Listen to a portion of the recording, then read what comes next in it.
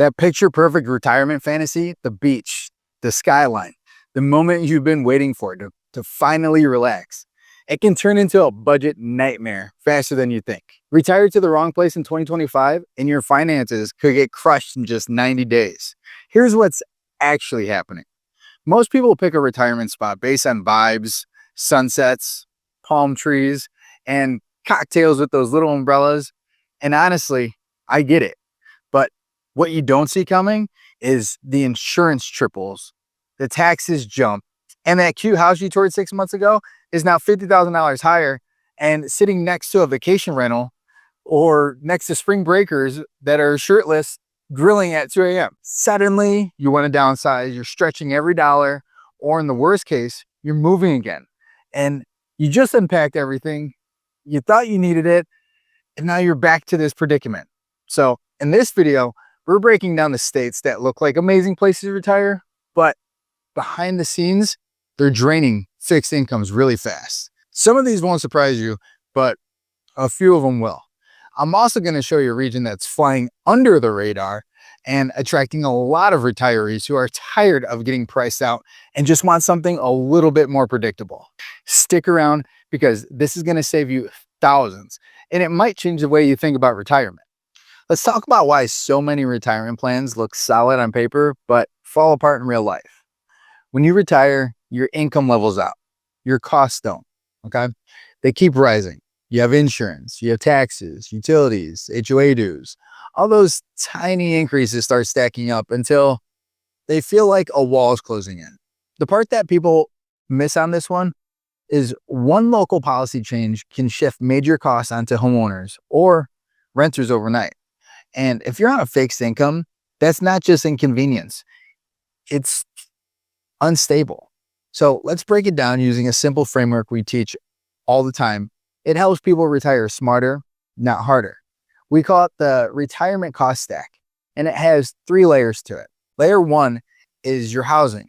That's rent or your mortgage plus property tax. Layer 2 is healthcare, your premiums, your out-of-pocket costs, and how far you have to drive to see a specialist. And layer 3 is insurance and assessments. That's your homeowner's policy, flood and wind coverage, and HOA or condo fees. Once you know these numbers, pressure test them. Add 20% across the board because life happens. Roofs do leak, premiums spike, and nobody wants to spend retirement stressed and surprised about these type of bills. If that 20% bump still feels manageable, you're in a really good spot. If it throws everything that we're talking about out of balance, you're probably going to be looking at a different zip code. And here's why all this matters. When people misjudge their retirement location, the first thing they lose isn't cable or their cell phone plan. It's their joy. It's visiting their grandkids, playing golf, traveling, saying yes to dinner with friends. I've watched it happen to so many clients. They think they're dealing with a budget issue when really they're dealing with a location issue. There's too many moving parts, too many hidden costs. The mindset shift you need is this. Don't look at your expenses as individual line items. Look at how they interact. These 3 layers don't just add up, they multiply. If housing is high, insurance spikes, every renewal, and the nearest specialist is 2 hours away, it's not retirement. That's the stress factory. But if you land somewhere with affordable housing, predictable insurance, and good healthcare nearby, that's the real freedom. That's the retirement people picture in their heads. So here's something that you can do right now. Take your monthly income, then add up your housing costs, your property taxes, your insurance, and any HOA or condo due. If that total is already over 40% of your income or even getting close to that, we call that the leave threshold. That's your sign to start thinking about a move while you're still healthy and you have the option to. And remember, this isn't just about saving money. It's about saving time, energy, and peace of mind. A home with a newer roof, a solid HVAC, a low maintenance yard, and doctors close by, these things matter more than most people realize. All right, let's walk through a few real mistakes that we've seen our clients make so you don't end up having to learn the hard way. The first one is assuming monthly costs will stay flat. They almost never do. We had a couple in Florida who moved into what looked like a perfectly affordable neighborhood. By year 2, their insurance had doubled, okay? Doubled. We helped them find a better policy and ended up moving them into a newer home with way more stable rates. But that's still a lot of headache. Another big one is relying on rent control. Some people think it's a long-term safety net, but it only protects you if you're already locked in. We had a couple from Portland whose rent was capped, all right? Sure. But their landlord bumped up every possible fee that you're talking about: parking, pets, storage, you name it. We helped them buy a home here, and now they're paying way less to own a property that they were paying rent on. And then there's the low HOA dues trap, right? It sounds amazing until you check the reserve fund and realize it's basically empty. One of our clients learned that the hard way when they got hit with a $9,000 special assessment 6 months after they moved in. Ever since, we always dig into HOA financials before signing any of the contracts. Now, let's zoom out of the big picture, okay? Because this is where retirement budgets really begin to crack. Let's look at the places where fixed incomes get stretched fast. And we'll start with one of the biggest offenders, New York Metro. High costs paired with policy turbulence, right? New York is where retirement budgets go to get stress tested. Everything starts high: housing, transit, groceries. But the real issue for retirees is the unpredictability. You have policy shifts constantly, and when your income is fixed, unpredictability is the absolute enemy.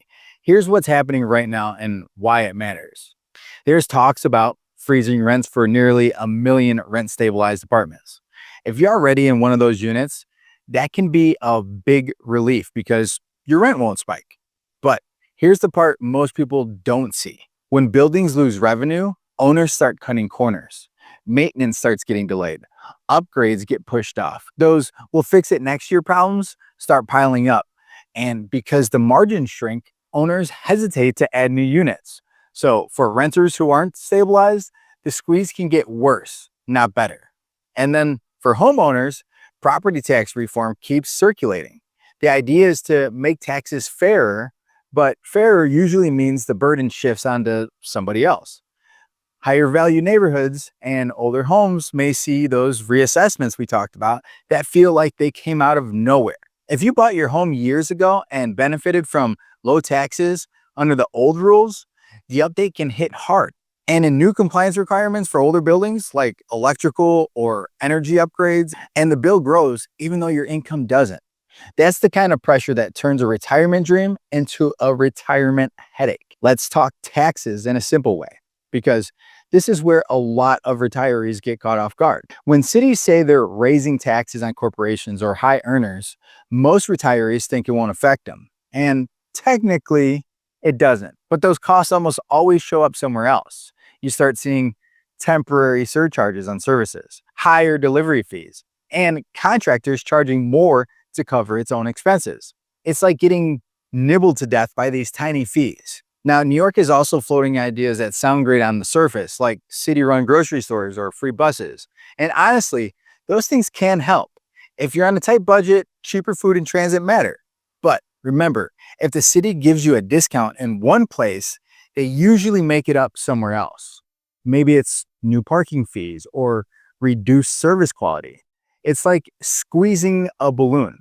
Push one side and the other side pops out. There's also the winter factor that a lot of people don't calculate. Heating costs jump, old buildings leak heat, slush and ice make it harder to get around, and I've seen people spend more on ride shares and food delivery from December to March than they saved by staying in the city. Add winter doctor visits and pharmacy runs, and suddenly that affordable winter isn't so affordable anymore. So if you're thinking about retiring in New York, here's how you pressure test it. If you're in a rent stabilized unit, ask yourself if the building is actually being maintained.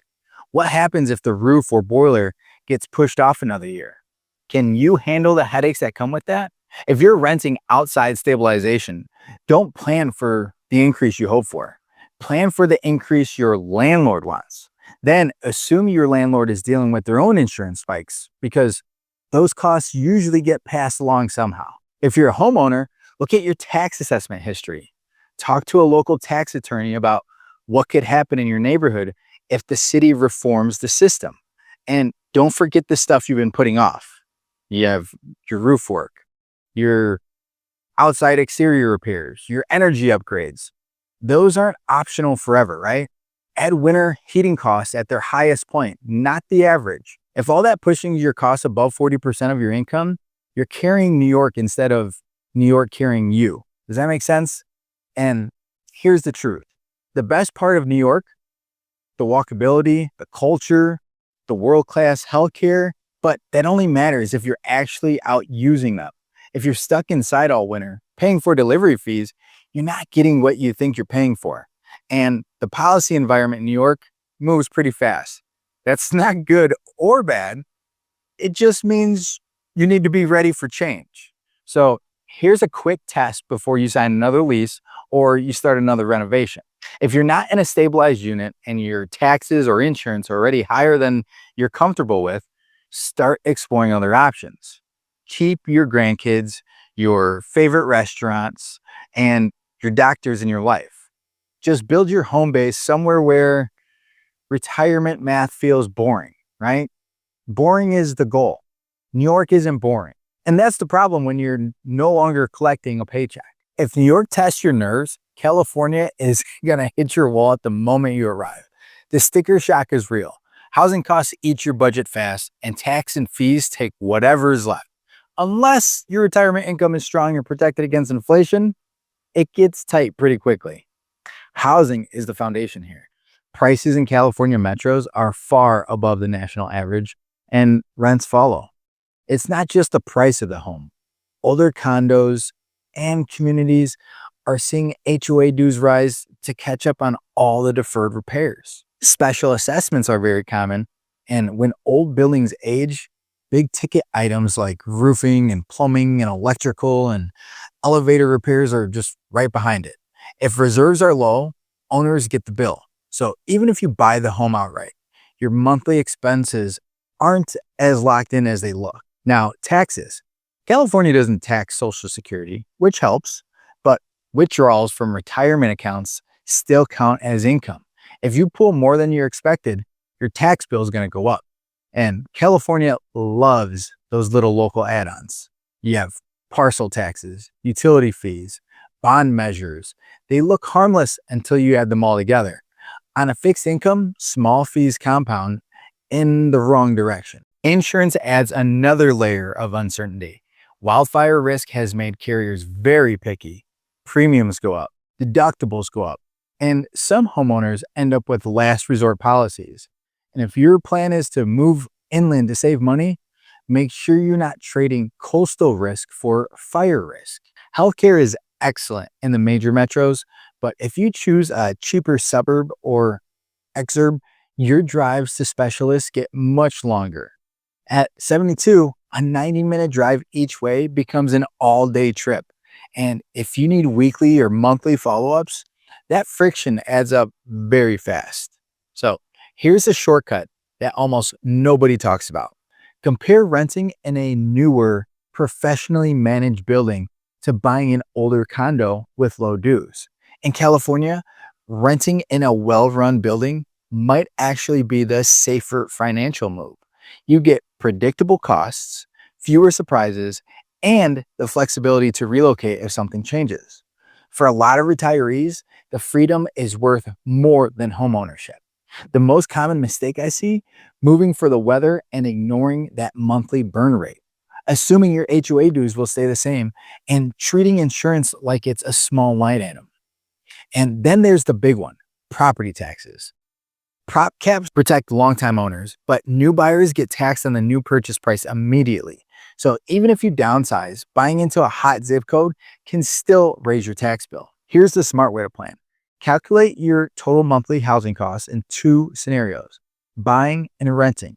For buying, include the mortgage or the opportunity cost of paying cash, property taxes at today's assessed value, insurance at realistic premiums, HOA dues, and a savings line for special assessments. For renting, add rent, renter's insurance, parking, and yearly rent increases. Stress test both options by adding 20% to taxes, dues, and your insurance. And if renting wins on predictability and flexibility, just go that route. Quick reality check. Jess and I love dry, sunny days, just like everyone else. But if it costs half your cash flow just to buy the weather, is that really a win? What you want is sunshine and margin. You want to step outside without flinching when you reach for your wallet. If California gives you both, enjoy it. If it doesn't, you're basically paying for a postcard. The goal isn't a famous zip code. The goal is a life that's strong, stable, and built on numbers you can actually live with. California feels expensive. New Jersey feels punishing, especially if you own your home but don't have a lot of cash on hand. The headline you can't ignore is property taxes. They're higher and usually rise faster than Social Security or pension increases. Every year when the escrow letter arrives, your monthly payment goes up, even though your income stays the same. On a fixed income, that's not always a small bump. It slowly changes your lifestyle without you even noticing. Here's what most people miss. In New Jersey, property taxes are more than just a line item in a statement. They affect everything else. When local budgets stretch, taxes go up. When assessments are updated, market value becomes reality. If your home increased in value while you were sleeping, congratulations. You just got yourself a raise and you don't even get to keep it. And if you still have a mortgage, the escrow increase hits like a surprise bill you can't refuse. Add in income and sales tax. Some retirement income is protected. But if you have a decent nest egg and your withdrawals are higher, those breaks start to fade. Then there are those sales tax on groceries, household items, and daily errands. No single purchase hurts, but all of it together chips away at your budget pretty quickly. Housing adds another layer. Many New Jersey homes are older. They are charming, but they are not cheap to maintain.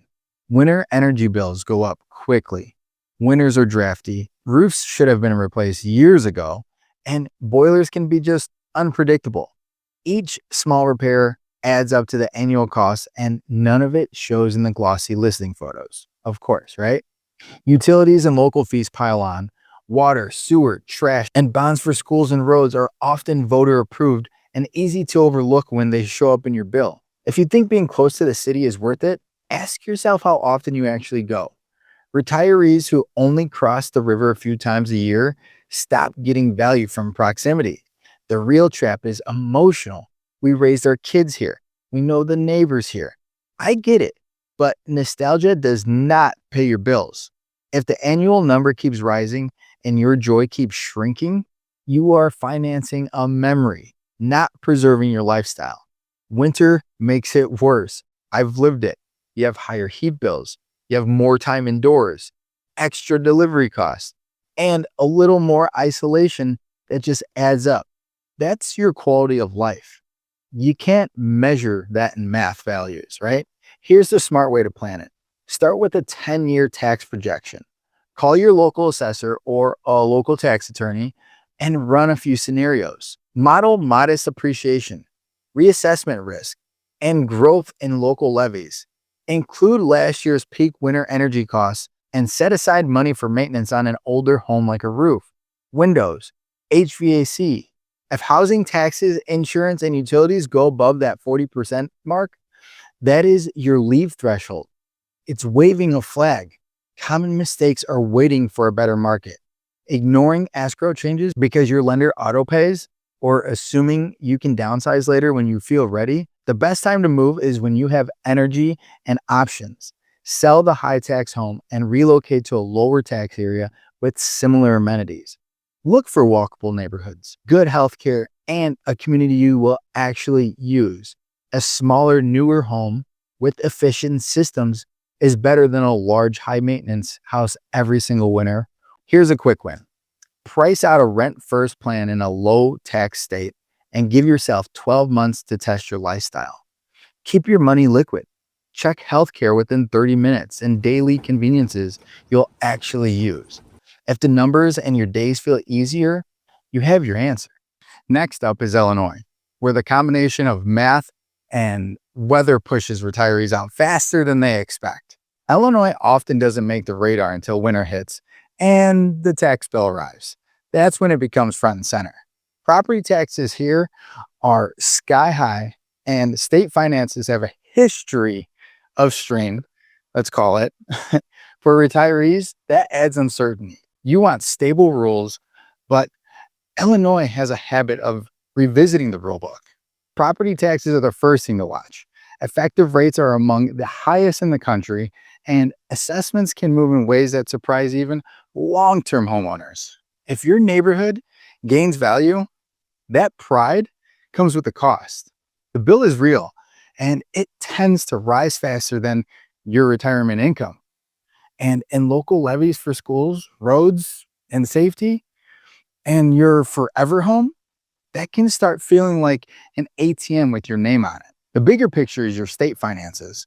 Budget pressures and pension obligations are real planning challenges. This isn't doom and gloom, but you can count on relief when the state needs revenue. For someone on a fixed income, maybe is a problem. You need predictable cost. Physical stress makes it hard. Winter is where the lifestyle costs spike. Jess and I are from Chicago. We've done the long gray stretch, and sure, living there can be fun. Heating bills rise. You spend more on ride shares, grocery delivery, and extra doctor visits after shoveling snow. Winter costs both your body and your wallet. Healthcare access in Chicago, sure, it's plentiful, and the metro's solid, but in the suburbs or downstate, a 40-minute drive to a specialist can turn into a reschedule when a storm hits, when you have polar vortexes. That adds up. Just the traffic alone to get 20 miles takes an hour. So here's what you should do. Run a 10-year scenario. Focus on tax and winter costs. Use last year's highest heating bill, not the average. Add winter monthly costs like ride shares, deliveries. Include realistic insurance increases. Then ask yourself, if property tax rises a point or two, can you still afford the fun stuff, the traveling for your grandkids, the hobbies? If the answer is no, start planning a move while it's still your choice and not an emergency. Look at me right now. This is November, almost December, okay? Common mistakes include thinking you'll survive one more winter, hoping the state will turn around, taxes, or just assuming you can sell your house in February, all right? Decide in summer, in fall, list it in spring. Who cares when you go or where you go? Warmer, lower tax areas with stable insurance and strong healthcare feel like you're taking off that weighted vest. I've lived it. That includes coastlines you just might not expect. Now, let's talk about Florida. The lifestyle is still pretty incredible, but the numbers are hitting a lot of retirees hard right now. Insurance is the big headline. Premiums have doubled or even tripled in some of those coastal and older areas. Deductibles jumped and some carriers left the market entirely. Even inland areas feel the ripple effect. If your insurance binder shocks you, believe it. It's not a typo. Then there are HOA and condo assessments. After building recertifications and reserve mandates, structural repairs are landing as big unavoidable bills. Low dues can be a trap if they were hiding deferred maintenance for years. Property taxes quietly add pressure. Caps and portability help long-term Floridians, but newcomers get reassessed at purchase. You buy high and you pay high. Add wind mitigation, flood policies, and roof age penalties, and your monthly stack can grow faster than your cost of living increases. A common mistake is buying for the pool and palm trees while ignoring the insurance binder and reserve study. But here's the smarter move.